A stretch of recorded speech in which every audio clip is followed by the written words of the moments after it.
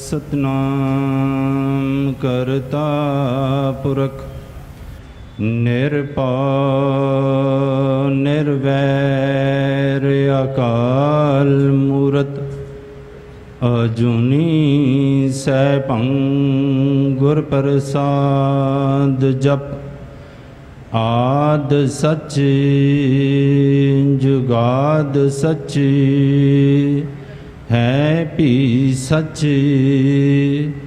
नानक होसी भी सच तेरे कवन कवन गुण कह कह गावा तू साहिब गुणी निदाना तुम्हारी महिमा बरन न सकूं तू ठाकुर ऊच भगवाना मत सुमत तेरा वस स्वामी हम जंत तू पुरख जनतैनी जन नानक के प्रभ करते स्वामी ज्यों पावै तिवै बुलैनी। जागदी जोत हाजरा हजूर जारा जहूर कलयुग दे बोहित नाम दे जहाज हलत पलत दे रखियक लोक परलोक दे सहायक हाज़र नाज़र साहिब श्री गुरु ग्रंथ साहिब जी की हजूरी दे विच बैठ के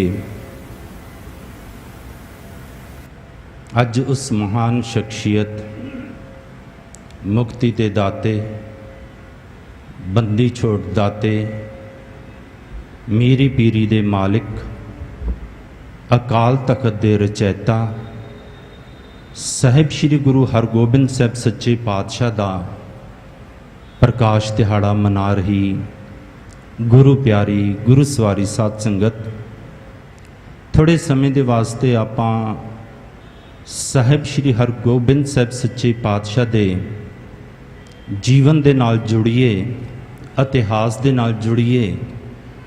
उस तो पहला मेरे कलगीधर सच्चे पातशाह दे कोलों बख्शिश दे विच मिली हुई फतेह सारे ही गज वज के बुलंद करो वाहिगुरु जी का खालसा वाहिगुरु जी की फतेह। भाई साहब भाई गुरदास जी ने छेवें पातशाह साहिब श्री गुरु हरगोबिंद साहब सच्चे पातशाह के प्रति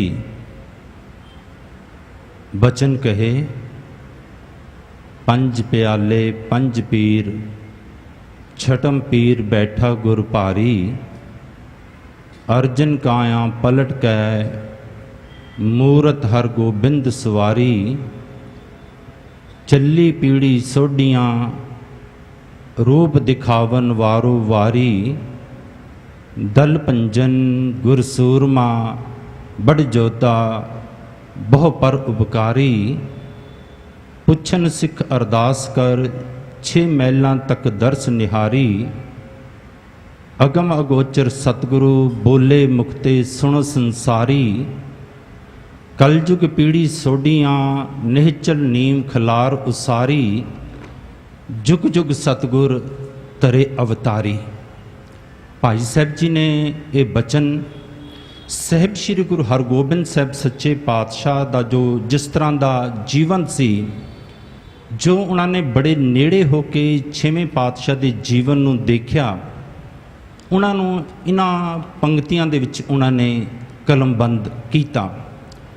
साहिब श्री गुरु हरगोबिंद साहब सच्चे पातशाह का जन्म 9 जून सन 1595 ਨੂੰ माता गंगा जी की कुख तो साहिब श्री गुरु अर्जन देव सच्चे पातशाह के गृह विखे वडाली नगर जिसनों अज आपां गुरु की वडाली कहते हाँ अमृतसर दे विच होया।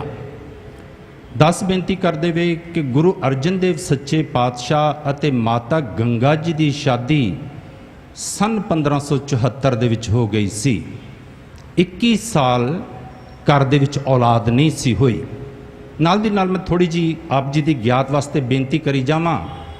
एक 6वें पातशाह हन जिन्हां दा जन्म शादी तो बाद बहुत देर तो बाद होया, ते दूजी शख्सियत हन गुरु गोबिंद सिंह सच्चे पातशाह।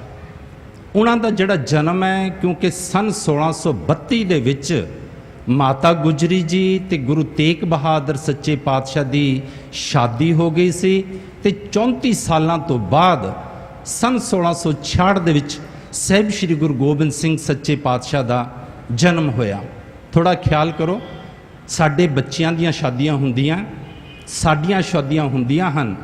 1-2 साल बच्चा ना घर दे विच जन्म लवे ते सत्संगी जनो साडी कैसी हालत बनदी है, ਇਹਦਾ अंदाज़ा तुसी 10 ਦੇ ਨਾਲੋਂ ਤੁਸੀਂ ज़्यादा लगा सकते हो।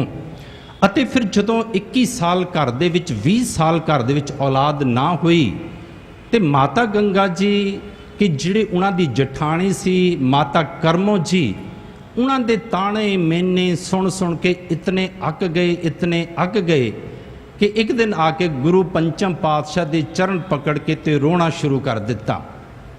ਤੇ ਜਦੋਂ ਰੋਏ, इतिहास तो तुसी भली भांत जाणू हो, क्योंकि जिहड़ा जन्म का अते बचपन का इतिहास है वह परम पूज्य बाबा जी आप जी नूं सरवण कराणगे।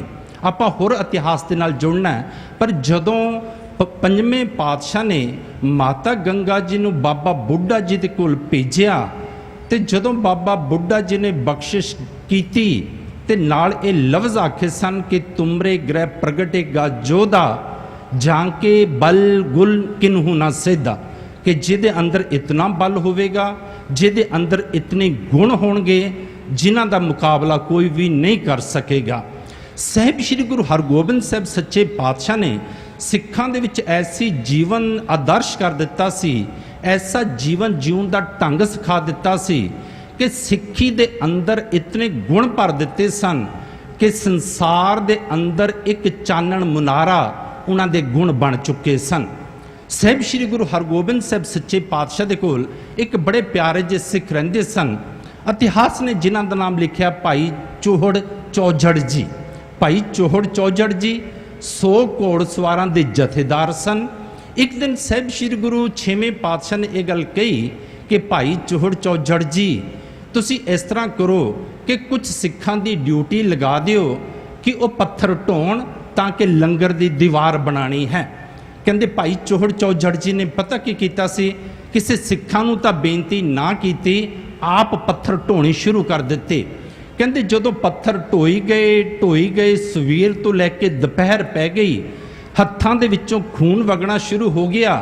6वें पातशाह चक्कर लगांदे कि देखा कि सेवा कित्थे तक पहुँच गई है, तो जदों देखा कि कल्ले भाई चौहड़ चौजड़ जी सेवा कर रहे हैं तो पैरों ते हत्थां दे विचों खून सिम रहा है, तो 6वें पातशाह ने पता की क्या सी, कहंदे भाई जी असी तो तुहानूं क्या सी तुसी सिखां नूं बेनती कर देवो ते उन्हां दे कोलों सेवा करावो, तुसी अकल्ले ही लगे हुए हो। तो अग्गों जवाब पता की दिता कि 6वें पातशाह नूं भाई चौहड़ चौजड़ जी कहण लगे, सच्चे पातशाह तुसी हुक्म कीता सी कि सिखां नूं हुक्म कर दिओ, इस वास्ते मैं भी निमाणा जिहा सिख हाँ, मैं भी सिक्खी दे गुण कमाना चाहता सी, इस वास्ते मैं आप ही सेवा दे विच लगा होया हाँ। फिर उन्होंने हाथ जोड़े भाई चौहड़ चौजड़ जी ने ते पूछा कि सच्चे पातशाह मेरे ते एक किरपा करो, मेरे ते रहमत करो कि मैनू सिक्खी दा मूल अते सिक्खी दा आदर्श स्पष्ट कर दिओ कि सिक्खी दा मूल की है, सिक्खी दा आदर्श की है, भाव कि सिक्खी दी शुरुआत कित्थों है ते सिख ने पहुँचना कित्थे तक है। कहते साहिब श्री गुरु हरगोबिंद साहिब सच्चे पातशाह मुस्कराए ते मुस्करा के कहण लगे भाई चौहड़ चौजड़ जी, कहते सिक्खी एक दरखत की न्याई है। वो कहने लगे जी दरखत की न्याई, दरखत का तो बड़ा विस्तार होंदा है, दरखत दीयां जड़ां हुंदियां हन, दरखत दीयां टाहणियां हुंदियां हन, दरखत दे पत्ते हुंदे हन, दरखत नूं फुੱਲ लगदे हन, दरखत नूं फल लगदे हन, ते सिक्खी दा ये सब कुछ की है। 6वें पातशाह फिर मुस्कुराए तो कहने लगे भाई जी ये सिक्खी का सब कुछ है, सिक्खी दीयां जड़ां भी हन, ਇਹਦੀਆਂ ਟਾਹਣੀਆਂ ਵੀ ਹਨ, ਇਹਦੇ ਪੱਤੇ ਵੀ ਹਨ, ਇਹਦੇ ਫੁੱਲ ਵੀ ਹਨ ਤੇ ਇਹਦੇ ਫਲ ਵੀ ਹਨ। ਕਹਿੰਦੇ ਭਾਈ ਜੀ ਨੇ ਹੱਥ ਜੋੜੇ, ਕਹਿਣ ਲੱਗੇ ਸੱਚੇ ਪਾਤਸ਼ਾਹ ਕਿਰਪਾ ਕਰਕੇ ਮੈਨੂੰ ਉਪਦੇਸ਼ ਦਿਓ ਤਾਂ ਕਿ ਸਾਨੂੰ ਪਤਾ ਚੱਲ ਜਾਏ ਕਿ ਸਿੱਖ ਨੇ ਜੀਵਨ ਕਿਸ ਤਰ੍ਹਾਂ ਦਾ ਬਤੀਤ ਕਰਨਾ ਹੈ ਤੇ ਕਿਸ ਚੀਜ਼ ਦੀ ਪ੍ਰਾਪਤੀ ਕਰਨੀ ਹੈ। ਕਿਰਪਾ ਕਰਕੇ ਆਪ ਜੀ ਸਭ ਤੋਂ ਪਹਿਲਾਂ ਇਹ ਦੱਸੋ ਕਿ ਸਿੱਖੀ ਦਾ ਜਿਹੜਾ ਆਪ ਜੀ ਕਹਿੰਦੇ ਹੋ ਇੱਕ ਵ੍ਰਿਕਸ਼ ਹੈ, ਇੱਕ ਦਰਖਤ ਹੈ, ਉਹਦੀਆਂ ਜੜ੍ਹਾਂ ਕਿਹੜੀਆਂ ਹਨ।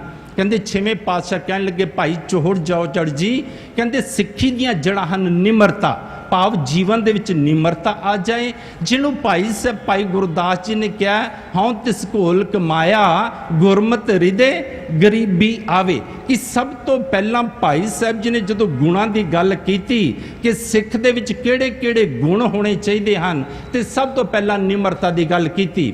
ਮੇਰੇ ਗੁਰੂ ਨਾਨਕ ਦੇਵ ਸੱਚੇ ਪਾਤਸ਼ਾਹ ਦਾ ਇਤਿਹਾਸ ਪੜ੍ਹੋ, ਗੁਰੂ ਅੰਗਦ ਦੇਵ ਸੱਚੇ ਪਾਤਸ਼ਾਹ ਦਾ, ਸਾਰੀਆਂ ਪਾਤਸ਼ਾਹੀਆਂ ਦਾ ਜੀਵਨ ਪੜ੍ਹ ਕੇ ਦੇਖ ਲਵੋ। ਸਾਰੇ ਗੁਰੂਆਂ ਨੇ ਇੱਕ ਗੱਲ ਸਿੱਖ ਨੂੰ ਕਹੀ ਕਿ ਸਿੱਖਾ ਸਭ ਤੋਂ ਪਹਿਲਾਂ ਆਪਣੇ ਅੰਦਰ ਨਿਮਰਤਾ ਧਾਰਨ ਕਰ, ਆਪਣੇ ਅੰਦਰ ਗਰੀਬੀ ਲਿਆ। ਗੁਰੂ ਨਾਨਕ ਦੇਵ ਸੱਚੇ ਪਾਤਸ਼ਾਹ ਨੂੰ ਤਾਂ ਕਿਹਾ ਹੀ ਇਹ ਜਾਂਦਾ ਹੈ ਕਿ ਉਹ ਗਰੀਬੀ ਦਾ ਅਵਤਾਰ ਹਨ, ਕਿਉਂਕਿ ਸਤਸੰਗੀ ਜਨੋ ਜਿਹੜੇ ਹਿਰਦੇ ਦੇ ਵਿੱਚ ਨਿਮਰਤਾ ਨਹੀਂ ਆਈ, ਗੁਰੂ ਸਾਹਿਬ ਨੇ ਬਾਣੀ 'ਚ ਸਪਸ਼ਟ ਕਰ ਦਿੱਤਾ ਨਾ ਕਿ ਜਿਹੜੇ ਹਿਰਦੇ 'ਚ ਨਿਮਰਤਾ ਨਹੀਂ ਆਈ ਉੱਥੇ ਕਦੀ ਹਿਰਦੇ ਦੇ ਵਿੱਚ ਪਰਮਾਤਮਾ ਦੇ ਨਾਮ ਦਾ ਨਿਵਾਸ ਨਹੀਂ ਹੋ ਸਕਦਾ। ਜਿਹਨੂੰ ਪਾਤਸ਼ਾਹ ਸਪਸ਼ਟ ਕਰਦੇ ਹਨ ਹਉਮੈ ਨਾਮੇ ਨਾਲ ਵਿਰੋਧ ਹੈ, ਦੋਇ ਨਾ ਬਸੇ ਇੱਕ ਠਾਏ।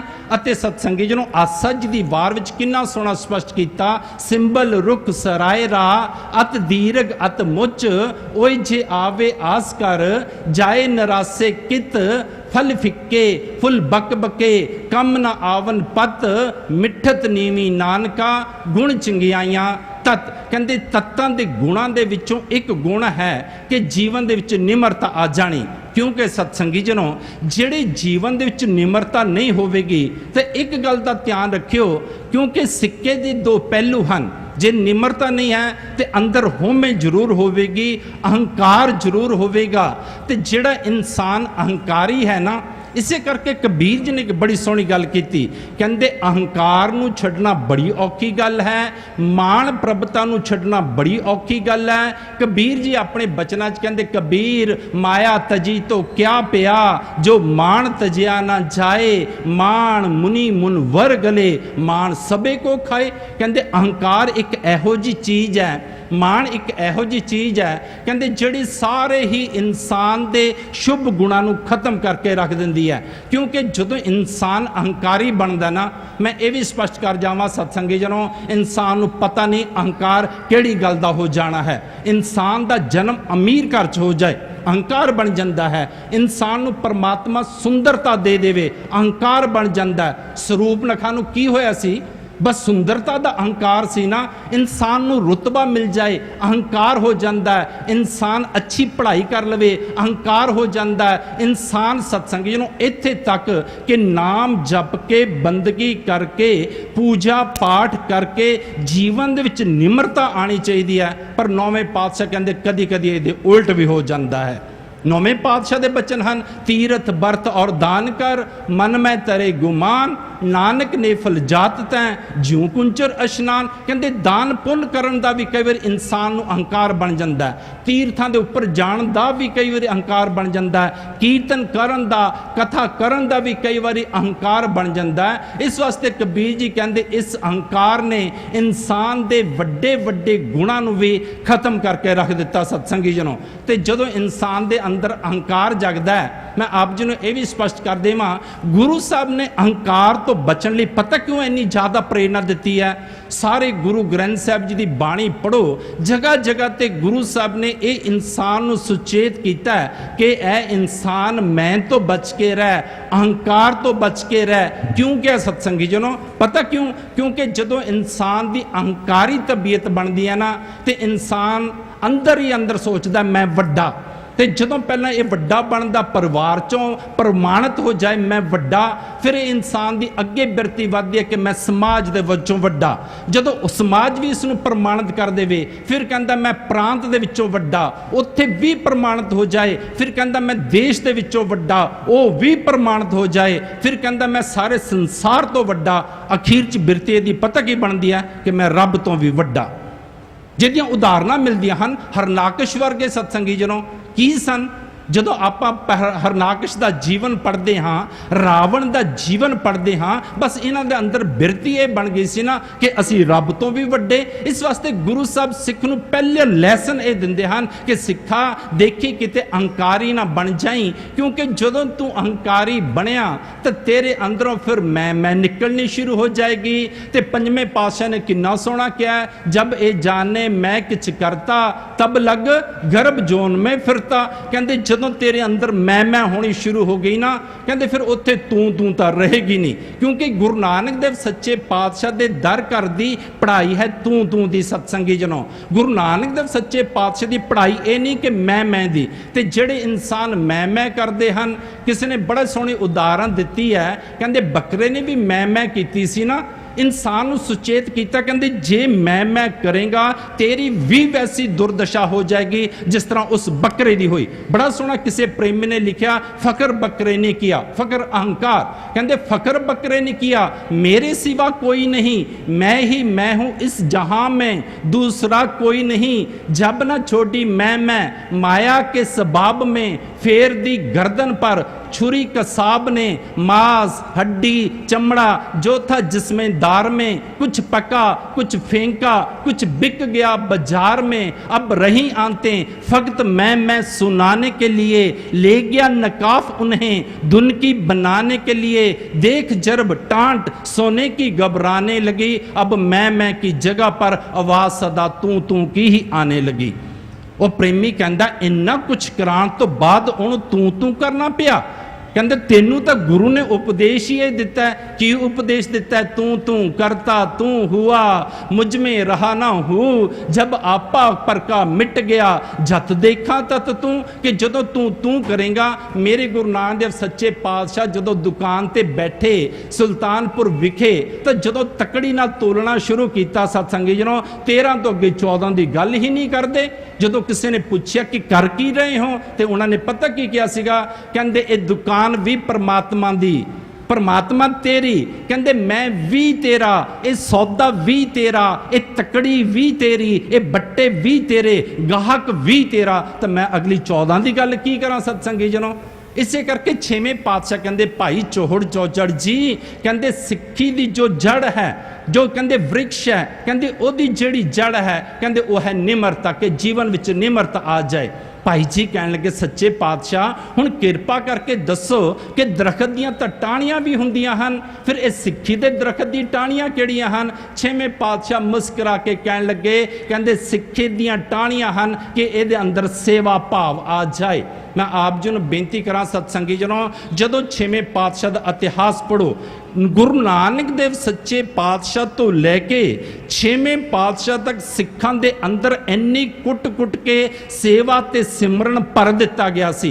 क्योंकि गुरु नानक देव सच्चे पातशाह ने जिहड़ी धर्म की बुनियाद रखी ना, वो 2 गल्लां ते है सत्संगी जनों, वो है सेवा ते सिमरन ते, उधर सत अते संतोख ते।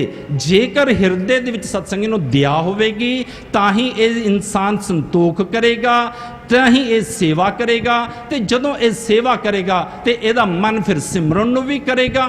इस वास्ते जदों पूछया कि जी सच्चे पातशाह सिक्खी दियां टाहणियां किहड़ियां हन, ते 6वें पातशाह कहंदे सिक्खी दी टाहणियां हन, कहंदे सेवा भाव जीवन दे विच आ जाए। ते 6वें पातशाह दे वक्त ऐसी सेवा भर के कुट के भर दित्ती गई सी सत्संगी जनों कि जीवन दे विच मिसालां मिलदियां हन। एक गुरमुख प्यारे होए हन भाई साध जी, 6वें पातशाह के वक्त काबल रहंदे सन। कहंदे 6वें पातशाह ने उन्होंने पत्रिका लिखी कि जाके तुसी इराक दे विचों ना घोड़े लैके आवो।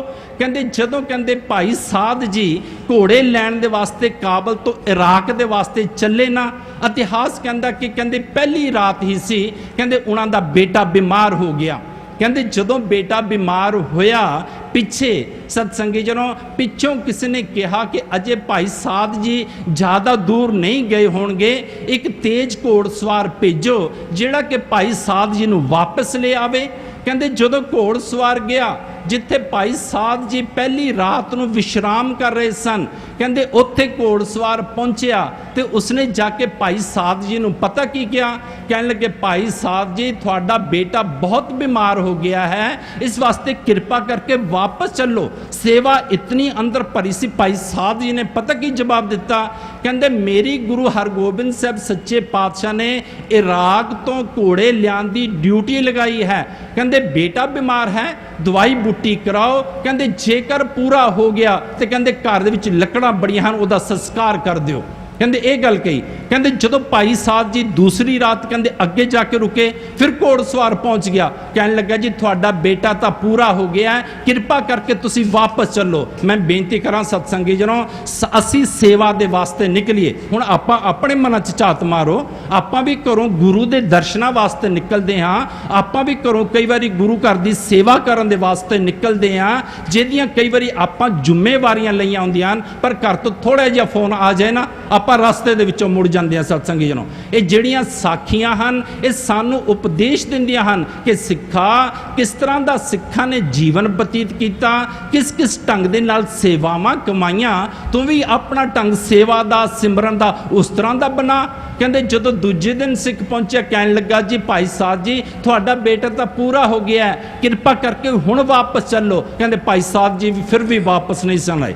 ਕਹਿੰਦੇ ਨਹੀਂ, ਗੁਰੂ ਦਾ ਹੁਕਮ ਹੈ। ਮੈਂ ਆਪ ਜੀ ਨੂੰ ਬੇਨਤੀ ਕਰਾਂ ਸਤਸੰਗੀ ਜਨੋ, ਇਸ ਢੰਗ ਦੇ ਨਾਲ ਹੁਕਮ ਮੰਨਿਆ ਜਾਏ, ਜਿਸ ਢੰਗ ਦੇ ਨਾਲ ਭਾਈ ਸਾਧ ਜੀ ਹੁਕਮ ਮੰਨ ਕੇ ਸੇਵਾ ਕਮਾ ਰਹੇ ਹਨ। ਇਸੇ ਹੁਕਮ ਦੇ ਵਾਸਤੇ ਤਾਂ ਕਿਹਾ ਹੈ ਗੁਰੂ ਸਾਹਿਬ ਨੇ ਕਿ ਹੁਕਮ ਮੰਨਿਆ ਹੋਵੇ ਪ੍ਰਵਾਨ ਤਾਂ ਖਸਮੇ ਕਾ ਮਹਲ ਪਾਏ ਸੀ, ਕਿ ਕੋਈ ਇਨਸਾਨ ਇਸ ਢੰਗ ਦੇ ਨਾਲ ਹੁਕਮ ਮੰਨੇ ਤੇ ਖਸਮ ਪਰਮਾਤਮਾ ਦਾ ਮਹਲ ਘਰ ਦੀ ਪ੍ਰਾਪਤੀ ਹੋ ਜਾਂਦੀ ਹੈ। ਸਤਸੰਗੀ ਜਨੋ, ਇਸ ਵਾਸਤੇ ਭਾਈ ਚੋਹੜ ਚੌ ਜੜ ਜੀ ਨੂੰ ਕਹਿਣ ਲੱਗੇ ਛੇਵੇਂ ਪਾਤਸ਼ਾਹ, ਕਹਿੰਦੇ ਭਾਈ ਜੀ ਸਿੱਖੀ ਦੀਆਂ ਜੋ ਟਾਹਣੀਆਂ ਹਨ ਨਾ, ਕਹਿੰਦੇ ਉਹ ਪਤਾ ਕਿਹੜੀਆਂ ਹਨ ਕਿ ਜੀਵਨ ਦੇ ਵਿੱਚ ਸੇਵਾ ਭਾਵ ਆ ਜਾਏ। ਉਹਨਾਂ ਨੇ ਹੱਥ ਜੋੜੇ, ਕਹਿੰਦੇ ਸੱਚੇ ਪਾਤਸ਼ਾਹ ਹੁਣ ਕਿਰਪਾ ਕਰਕੇ ਇਹ ਵੀ ਤਾਂ ਦੱਸੋ ਨਾ ਕਿ ਜਿਹੜਾ ਦਰਖਤ ਹੈ ਉਹ ਸੋਹਣਾ ਲੱਗਦਾ ਹੈ ਪੱਤਿਆਂ ਦੇ ਨਾਲ, ਜੇ ਪੱਤੇ ਨਾ ਹੋਣ ਤੇ ਦਰਖਤ ਤਾਂ ਸੋਹਣਾ ਹੀ ਨਹੀਂ ਲੱਗਦਾ, ਤੇ ਸਿੱਖੀ ਦੇ ਦਰਖਤ ਦੇ ਪੱਤੇ ਕਿਹੜੇ ਹਨ? ਕਹਿੰਦੇ ਛੇਵੇਂ ਪਾਤਸ਼ਾਹ ਨੇ ਪਤਾ ਕੀ ਕੀਤਾ, ਸੰਗਤ ਦੇ ਵੱਲ ਹੱਥ ਕੀਤਾ, ਜਿਵੇਂ ਤੁਸੀਂ ਜੁੜ ਬੈਠੇ ਹੋ। ਕਹਿੰਦੇ ਸੰਗਤ ਵੱਲ ਹੱਥ ਕਰਕੇ ਕਹਿਣ ਲੱਗੇ, ਕਹਿੰਦੇ ਸਿੱਖੀ ਦਾ ਜਿਹੜਾ ਦਰਖਤ ਜਿਹੜਾ ਗੁਰੂ ਨਾਨਕ ਦੇਵ ਸੱਚੇ ਪਾਤਸ਼ਾਹ ਨੇ ਲਗਾਇਆ, ਕਹਿੰਦੇ ਉਸ ਦਰਖਤ ਦੇ ਪੱਤੇ ਹਨ ਸਤਸੰਗਤ, ਸਾਧ ਸੰਗਤ। ਸਤਸੰਗੀ ਜਨੋ, ਤਾਂ ਹੀ ਤਾਂ ਸਤਸੰਗਤ ਨੂੰ ਇੰਨੀ ਮਹਾਨਤਾ ਦਿੱਤੀ ਹੈ। ਤੇ ਜੇ ਗੁਰਦੁਆਰੇ ਬੜੇ ਸੋਹਣੇ ਬਣ ਜਾਣ, ਸੰਗਤ ਨਾ ਹੋਵੇ ਸਤਸੰਗੀ ਜਨੋ, ਗੁਰਦੁਆਰੇ ਵੀ ਸੁਭਾਏਮਾਨ ਨਹੀਂ ਹੁੰਦੇ। ਗੁਰਦੁਆਰੇ ਕਾਹਦੇ ਵਾਸਤੇ ਹੈ ਕਿ ਸੰਗਤ ਉੱਥੇ ਇਕੱਤਰ ਹੋਵੇ। ਸਤਸੰਗੀ ਜਨੋ, ਤਾਂ ਹੀ ਤਾਂ ਗੁਰੂ ਸਾਹਿਬ ਨੇ ਕਹਿ ਦਿੱਤਾ ਸਤਸੰਗਤ ਨੂੰ ਮਹਾਨਤਾ ਦਿੰਦੇ ਹੋਏ, ਕਈ ਕਹਿੰਦੇ ਸਤ ਸੰਗਤ ਕੇ ਘਰ ਵਸੇ ਏਕੋ ਸੱਚਾ ਸੋਏ। ਕਹਿੰਦੇ ਜਿਹੜੀ ਇਹ ਸਤਸੰਗਤ ਦਾ ਘਰ ਹੈ ਨਾ ਸਤਸੰਗੀ ਜਨੋ, ਕਹਿੰਦੇ ਇੱਥੇ ਇੱਕੋ ਇੱਕ ਕਹਿੰਦੇ ਰਹਿੰਦਾ ਕੌਣ? ਸੱਚਾ ਪਰਮਾਤਮਾ। ਸਾਧ ਸੰਗਤ ਕੇ ਘਰ ਵਸੇ ਇੱਕੋ ਸੱਚਾ ਸੋਏ, ਕਿ ਜਿਹੜਾ ਪਰਮਾਤਮਾ ਸੱਚਾ ਹੈ ਉਹ ਸਤਸੰਗਤ ਦੇ ਵਿੱਚ ਰਹਿੰਦਾ ਹੈ। ਤਾਂ ਹੀ ਤਾਂ ਕਬੀਰ ਜੀ ਨੇ ਇਸ ਸੰਗਤ ਦੇ ਵਾਸਤੇ ਕਹਿ ਦਿੱਤਾ ਕਿ ਕਹਿੰਦੇ ਜੇਕਰ ਕਿਸੇ ਨੇ ਪੁੱਛਿਆ, ਕਬੀਰ ਜੀ ਦੇ ਉਹਨਾਂ ਬਚਨਾਂ ਤੋਂ ਇਹ ਗੱਲ ਸਪਸ਼ਟ ਹੁੰਦੀ ਹੈ ਕਿ ਕੋਈ ਆ ਕੇ ਕਬੀਰ ਜੀ ਨੂੰ ਪੁੱਛਦਾ ਹੋਏਗਾ, ਫਿਰ ਉਹਨਾਂ ਨੇ ਗੱਲ ਅੰਕਿਤ ਕੀਤੀ ਆਪਣੇ ਬਚਨਾਂ ਦੇ ਵਿੱਚ, ਬਾਣੀ ਦੇ ਵਿੱਚ। ਉਹਨਾਂ ਦੇ ਬਚਨਾਂ ਤੋਂ ਇਹ ਗੱਲ ਸਪਸ਼ਟ ਹੁੰਦੀ ਹੈ ਕਿ ਜਦੋਂ ਇਨਸਾਨ ਬਿਲਕੁਲ ਰਿਸ਼ਟ ਪੁਸ਼ਟ ਹੈ, ਜਦੋਂ ਇਨਸਾਨ ਬਿਲਕੁਲ ਤੰਦਰੁਸਤ ਹੈ, ਕਿ ਇਹਨੂੰ ਆ ਕੇ ਕੋਈ ਪੁੱਛੇ ਕਿ ਤੈਨੂੰ ਕੀ ਚਾਹੀਦਾ ਹੈ, ਤੇ ਕਹਿੰਦੇ ਇਨਸਾਨ ਕਹੇਗਾ ਕਿ ਮੈਨੂੰ ਆਹ ਚਾਹੀਦਾ, ਆਹ ਚਾਹੀਦਾ, ਆਹ ਚਾਹੀਦਾ। ਜਿਹਨੂੰ ਭਾਈ ਸਾਹਿਬ ਭਾਈ ਨੰਦ ਲਾਲ ਜੀ ਨੇ ਕਿਹਾ, ਆਪਾਂ ਵੀ ਸਤਸੰਗਤ ਦੇ ਰੂਪ ਦੇ ਵਿੱਚ ਗੁਰੂ ਪਾਤਸ਼ਾਹ ਦੀ ਹਜ਼ੂਰੀ 'ਚ ਆਏ ਹਾਂ ਸਤਸੰਗੀ ਜਨੋ, ਤੇ ਆਪਣੀਆਂ ਜਿਹੜੀਆਂ ਮੰਗਾਂ ਹਨ ਉਹ ਆਪਾਂ ਝਾਤ ਮਾਰ ਲਓ ਕੀ ਮੰਗਾਂ ਹਨ। ਭਾਈ ਸਾਹਿਬ ਭਾਈ ਨੰਦ ਲਾਲ ਜੀ ਨੇ ਬੜਾ ਸੋਹਣਾ ਲਿਖਿਆ, ਕਹਿੰਦੇ ਹਰ ਕੋਈ ਚਿੱਤ ਦਾ ਦਾਮਨ ਆਪਣਾ। ਸਾਡੇ ਦਾਮਨ ਦੇ ਅੰਦਰ, ਸਾਡੇ ਚਿੱਤ ਦੇ ਅੰਦਰ ਜੋ ਕੁਛ ਹੈ ਉਹ ਭਾਈ ਸਾਹਿਬ ਜੀ ਨੇ ਲਿਖਿਆ। ਕਹਿੰਦੇ ਹਰ ਕੋਈ ਚਿੱਤ ਦਾ ਦਾਮਨ ਆਪਣਾ, ਨਾਲ ਕਿਸੇ ਰੰਗ ਰੰਗ ਦਾ, ਹਾਥੀ ਘੋੜੇ ਊਂਠ ਤੇ ਦੁਨੀਆ, ਮੰਗਣ ਤੋਂ ਨਹੀਂ ਸੰਗਦਾ ਕੋਈ ਵਲੇਵਾ ਮੰਗੇ ਦਿਲ ਵਿੱਚ, ਕੋਈ ਖੁਸ਼ੀਆਂ ਤੇ ਕੋਈ ਜੰਗ ਦਾ, ਪਰ ਗੋਇਆ ਯਾਦ ਸੱਚੇ ਦੀ ਬਾਝੋਂ ਮੈਂ ਰੱਬ ਤੋਂ ਹੋਰ ਨਾ ਮੰਗਦਾ। ਜਦੋਂ ਕਿਸੇ ਨੇ ਪੁੱਛਿਆ ਕਿ ਭਾਈ ਸਾਹਿਬ ਜੀ ਤੁਸੀਂ ਕੀ ਮੰਗਦੇ ਹੋ, ਤੇ ਉਹਨਾਂ ਨੇ ਹੱਥ ਜੋੜੇ, ਕਹਿੰਦੇ ਮੈਂ ਗੁਰੂ ਦੇ ਕੋਲੋਂ ਇੱਕੋ ਚੀਜ਼ ਮੰਗਦਾ ਹਾਂ ਕਿ ਗੁਰੂ ਬਸ ਤੇਰੀ ਤੇ ਪਰਮਾਤਮਾ ਦੀ ਯਾਦ ਹਮੇਸ਼ਾ ਮੇਰੇ ਹਿਰਦੇ 'ਚ ਬਣੀ ਰਹੇ। ਕਹਿੰਦੇ ਮੈਂ ਹੋਰ ਕੁਝ ਦੁਨਿਆਵੀ ਪਦਾਰਥ ਨਹੀਂ ਮੰਗਦਾ।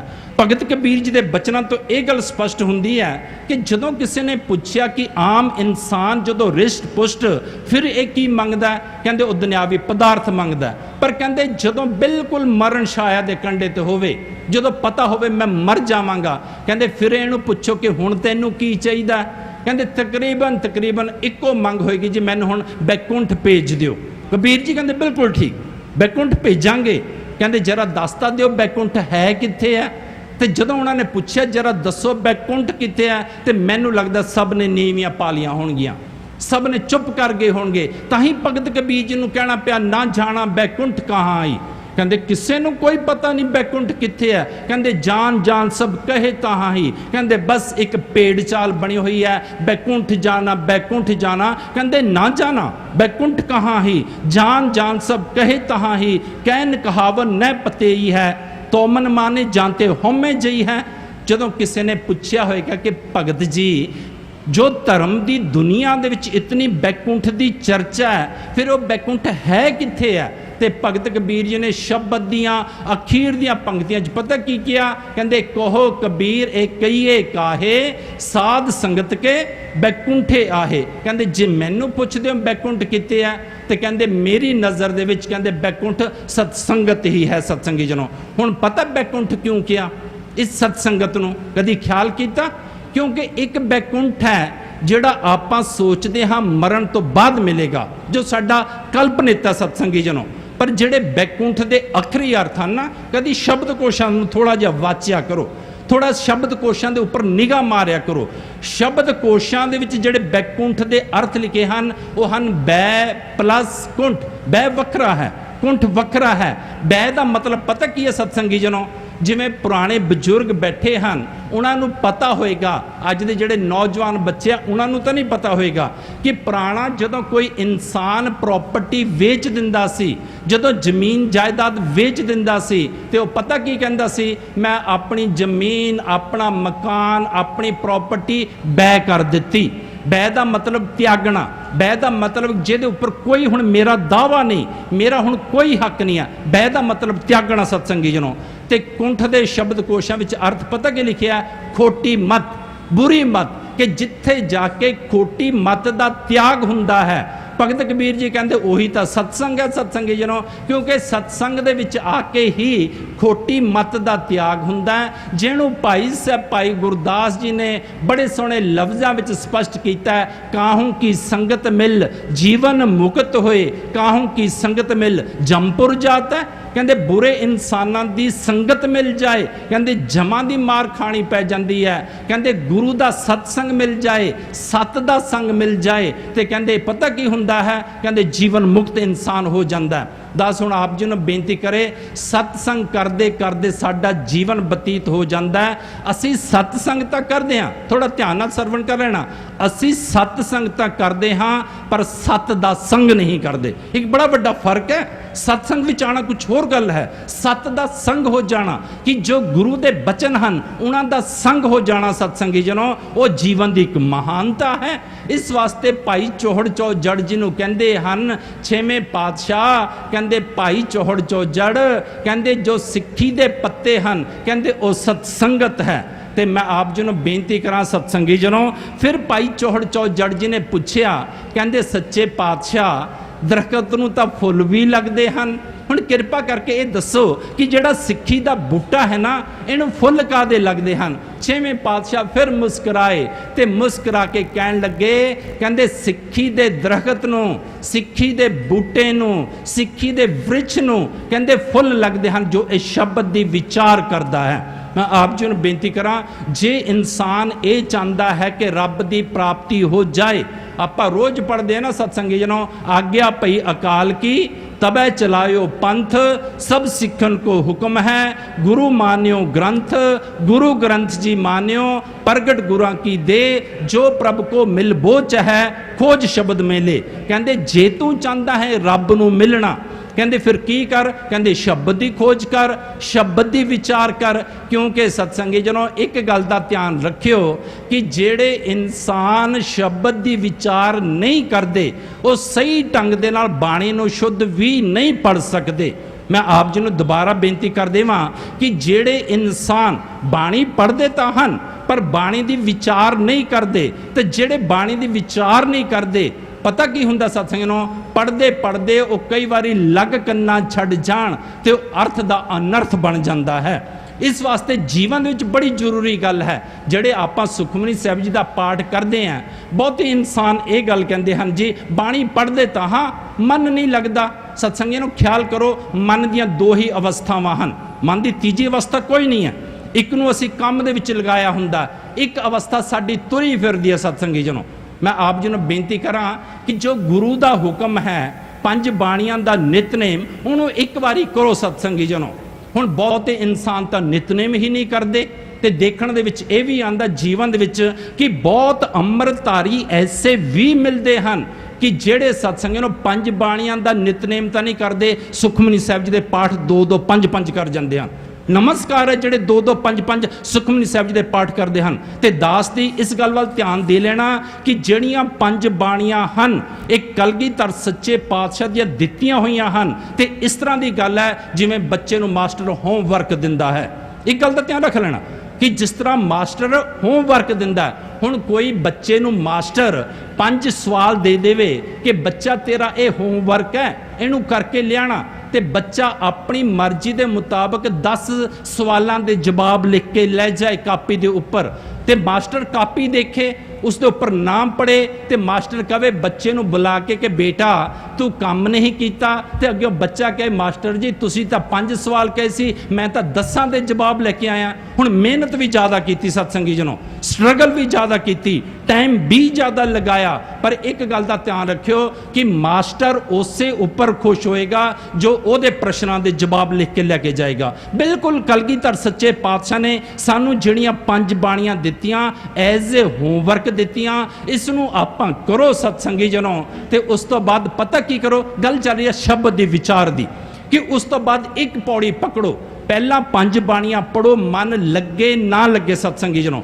ਹੁਕਮ ਮੰਨ ਕੇ ਪੜੋ ਉਸ ਨੂੰ, ਤੇ ਉਸ ਤੋਂ ਬਾਅਦ ਇੱਕ ਪੌੜੀ ਦੀ ਵਿਚਾਰ ਕਰੋ। ਕਿਉਂਕਿ ਦੋ ਅਵਸਥਾਵਾਂ ਹਨ ਮਨ ਦੀਆਂ, ਇੱਕ ਆਪਾਂ ਕੰਮ ਵਿੱਚ ਲਗਾਈ ਹੋਈ ਹੈ, ਦੂਜੀ ਤੁਰੀ ਫਿਰਦੀ ਹੈ, ਜਿਹਨੂੰ ਕਬੀਰ ਜੀ ਨੇ ਕਿਹਾ ਹਾਥ ਪਾਉ ਕਰ ਕਾਮ ਸਭ ਚੀਤ ਨਰੰਜਨ ਨਾਲ। ਹੁਣ ਹੁੰਦਾ ਪਤਾ ਕੀ ਹੈ, ਹੱਥਾਂ ਪੈਰਾਂ ਨਾਲ ਕੰਮ ਵੀ ਕਰੀ ਜਾਂਦੇ ਆ, ਰਸਨਾ ਨਾਲ ਵਾਹਿਗੁਰੂ ਵਾਹਿਗੁਰੂ ਵੀ ਕਰੀ ਜਾਂਦੇ ਆ, ਤੇ ਚਿੱਤ ਫਿਰ ਕਿਤੇ ਹੋਰ ਤੁਰਿਆ ਫਿਰਦਾ। ਬਸ ਉਹ ਜਿਹੜਾ ਚਿੱਤ ਹੈ ਨਾ, ਉਹਨੂੰ ਤੁਸੀਂ ਅਰਥਾਂ ਵਿੱਚ ਲਗਾ ਲਓ, ਸ਼ਬਦ ਦੀ ਵਿਚਾਰ ਵਿੱਚ ਲਗਾ ਲਓ। ਛੇਵੇਂ ਪਾਤਸ਼ਾਹ ਨੂੰ ਭਾਈ ਚੌਹੜ ਚੌਜੜ ਜੀ ਨੇ ਜਦੋਂ ਪੁੱਛਿਆ ਕਿ ਸੱਚੇ ਪਾਤਸ਼ਾਹ ਸਿੱਖੀ ਦੇ ਦਰਖਤ ਦੇ ਫੁੱਲ ਕਿਹੜੇ ਹਨ, ਛੇਵੇਂ ਪਾਤਸ਼ਾਹ ਨੇ ਆਖਿਆ ਜੋ ਸ਼ਬਦ ਦੀ ਵਿਚਾਰ ਕਰਦਾ ਹੈ ਉਹਦੇ ਜੀਵਨ ਦੇ ਵਿੱਚ ਕਹਿੰਦੇ ਦਰਖਤ ਨੂੰ ਫੁੱਲ ਲੱਗਣੇ ਸ਼ੁਰੂ ਹੋ ਜਾਂਦੇ ਹਨ। ਮੈਂ ਬੇਨਤੀ ਕਰਾਂ ਸਤਸੰਗੀ ਨੂੰ, ਜੇ ਫਲ ਚਾਹੁੰਦੇ ਹੋ ਤੇ ਫੁੱਲ ਦਾ ਆਣਾ ਬੜਾ ਜ਼ਰੂਰੀ ਹੈ। ਜੇ ਚਾਹੁੰਦੇ ਹੋ ਜੀਵਨ ਦੇ ਵਿੱਚ ਆਨੰਦ ਦੀ ਪ੍ਰਾਪਤੀ ਹੋ ਜਾਏ, ਜੇ ਚਾਹੁੰਦੇ ਹੋ ਕਿ ਸਹਿਜ ਦੀ ਪ੍ਰਾਪਤੀ ਹੋ ਜਾਏ, ਤੇ ਇੱਕ ਗੱਲ ਦਾ ਧਿਆਨ ਰੱਖਣਾ, ਸ਼ਬਦ ਦੀ ਵਿਚਾਰ ਸਾਨੂੰ ਜ਼ਰੂਰ ਕਰਨੀ ਪਵੇਗੀ। ਸ਼ਬਦ ਦੀ ਵਿਚਾਰ ਤੋਂ ਬਿਨਾਂ ਗੱਲ ਕੋਈ ਨਹੀਂ ਬਣੇਗੀ। ਤੇ ਹੁਣ ਜਦੋਂ ਭਾਈ ਚੌਹੜ ਚੌਜੜ ਜੀ ਨੇ ਪੁੱਛਿਆ ਕਿ ਸੱਚੇ ਪਾਤਸ਼ਾਹ ਸਿੱਖੀ ਦੇ ਦਰਖਤ ਦੀ ਜੜ ਦਾ ਵੀ ਪਤਾ ਚੱਲ ਗਿਆ ਕਿ ਉਹ ਨਿਮਰਤਾ ਹੈ, ਟਾਣੀ ਦਾ ਵੀ ਪਤਾ ਚੱਲ ਗਿਆ, ਉਹ ਸੇਵਾ ਭਾਵ ਹੈ, ਪੱਤਿਆਂ ਦਾ ਵੀ ਪਤਾ ਚੱਲ ਗਿਆ, ਸਤਸੰਗ ਕਰਨਾ ਹੈ, ਫੁੱਲ ਦਾ ਵੀ ਪਤਾ ਚੱਲ ਗਿਆ ਕਿ ਬਾਣੀ ਦੀ ਸ਼ਬਦ ਦੀ ਵਿਚਾਰ ਕਰਨਾ ਹੈ। ਸੱਚੇ ਪਾਤਸ਼ਾਹ ਹੁਣ ਕਿਰਪਾ ਕਰਕੇ ਇਹ ਦੱਸ ਦਿਓ ਕਿ ਸਿੱਖੀ ਦੇ ਦਰਖਤ ਨੂੰ ਫਲ ਕਾਹਦਾ ਲੱਗਦਾ ਹੈ। ਕਹਿੰਦੇ ਛੇਵੇਂ ਪਾਤਸ਼ਾਹ ਕਹਿੰਦੇ ਥੋੜੀਆਂ ਜਿਹੀਆਂ ਅੱਖਾਂ ਬੰਦ ਕੀਤੀਆਂ, ਨੇਤਰ ਖੋਲੇ, ਕਹਿੰਦੇ ਭਾਈ ਚੌਹੜ ਚੌਜੜ ਜੀ ਕਹਿੰਦੇ ਸਿੱਖੀ ਦੇ ਦਰਖਤ ਨੂੰ ਜਿਹੜਾ ਫਲ ਲੱਗਦਾ ਹੈ ਕਹਿੰਦੇ ਉਹ ਸਹਿਜ ਅਵਸਥਾ ਦਾ ਲੱਗਦਾ ਹੈ। ਇਸ ਨੂੰ ਇਹ ਪ੍ਰਤੀਤ ਹੋ ਜਾਂਦਾ ਹੈ ਕਿ ਸੰਸਾਰ ਬਿਨਸਨਹਾਰਾ ਹੈ, ਬਸ ਮੇਰੀ ਜਿਹੜੀ ਆਤਮਾ ਹੈ ਉਹ ਸੱਚ ਹੈ। ਜਦੋਂ ਇਨਸਾਨ ਨੂੰ ਇਹ ਪ੍ਰਤੀਤ ਹੋ ਜਾਂਦਾ ਹੈ ਕਿ ਸੰਸਾਰ ਬਿਨਸਨਹਾਰਾ ਹੈ, ਮੈਂ ਇਹਨੂੰ ਇੱਕ ਦਿਨ ਛੱਡ ਜਾਵਾਂਗਾ ਜਾਂ ਸੰਸਾਰ ਮੈਨੂੰ ਛੱਡ ਜਾਏਗਾ, ਫਿਰ ਇਹਨੂੰ ਇਹ ਪ੍ਰਤੀਤ ਹੁੰਦਾ ਹੈ ਕਿ ਉਹ ਪਰਮਾਤਮਾ ਹੈ, ਮੇਰੇ ਅੰਦਰ ਆਤਮਾ ਹੈ, ਇਸ ਆਤਮਾ ਦਾ ਉਸ ਪਰਮਾਤਮਾ ਦੇ ਨਾਲ ਮਿਲਾਪ ਕਰਾਣਾ ਹੈ। ਕਹਿੰਦੇ ਫਿਰ ਇਨਸਾਨ ਉਸ ਪਾਸੇ ਨੂੰ ਚੱਲਦਾ ਹੈ। ਜਿੰਨੀ ਦੇਰ ਤੱਕ ਇਨਸਾਨ ਨੂੰ ਸੰਸਾਰ ਬਿਨਸਨਹਾਰਾ ਪ੍ਰਤੀਤ ਨਹੀਂ ਹੁੰਦਾ, ਉਤਨੀ ਦੇਰ ਤੱਕ ਸੰਗੀਤ ਜਨੋ ਇੱਕ ਗੱਲ ਦਾ ਧਿਆਨ ਰੱਖ ਲੈਣਾ, ਇਹ ਸਹੀ ਮਾਇਨਿਆਂ ਦੇ ਵਿੱਚ ਵੀ ਗੁਰੂ ਦੇ ਦੱਸੇ ਹੋਏ ਮਾਰਗ ਤੇ ਉੱਪਰ ਨਹੀਂ ਚੱਲਦਾ।